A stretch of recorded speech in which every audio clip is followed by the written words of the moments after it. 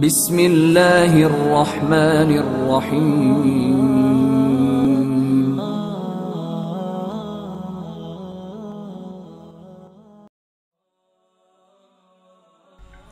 نبی کریم صلی اللہ علیہ وسلم سے نواس بن سمعان رضی اللہ تعالیٰ عنہ نے سوال کیا نیکی اور گناہ کے بارے میں۔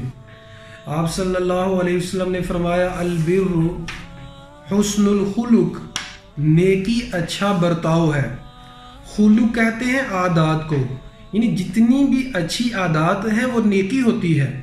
والإثم ما حاک فی صدرک وکرہت ان یطلع علیہ الناس، اور گناہ وہ ہے کہ آپ کا دل جو ہے کھٹکھٹاتا ہے۔ والإثم ما حاک فی صدرک وکرہت، اور تو ناپسند کرتا ہے کہ اس بات کا آپ کے بارے میں لوگوں کو پتہ چلے۔ تو یہ گناہ کی ڈیفینیشن کر دی کہ جس میں دل میں کھٹکا لگا رہتا ہے اور یہ پریشانی لگی رہتی ہے کہ یہ میری بات کا لوگوں کو پتہ چل جائے گا، یہ گناہ ہے۔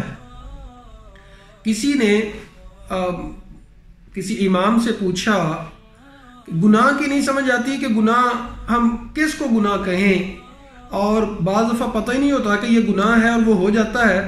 فرمایا دع ما یریبک الی ما لا یریبک، وہ چیز چھوڑ دو جو آپ کو شک میں ڈال رہی ہے اور اس چیز کو اپناؤ جس میں شک نہیں ہے۔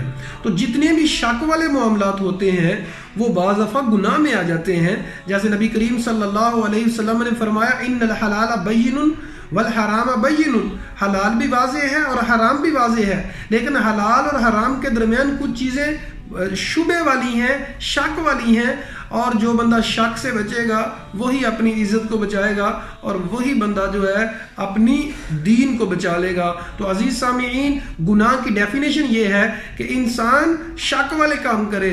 اگر کوئی گناہ سے بچنا چاہتا ہے، وہ جو دل کا اطمینان ہے وہ نیکی ہے، اور اگر دل کا اطمینان نہیں ہے تو وہ گناہ ہے۔ اور نیک انسان کے لیے ضروری ہے کہ وہ شک والے معاملات بھی چھوڑ دے۔ اللہ سے دعا ہے اللہ عمل کرنے کی توفیق عطا فرمائے۔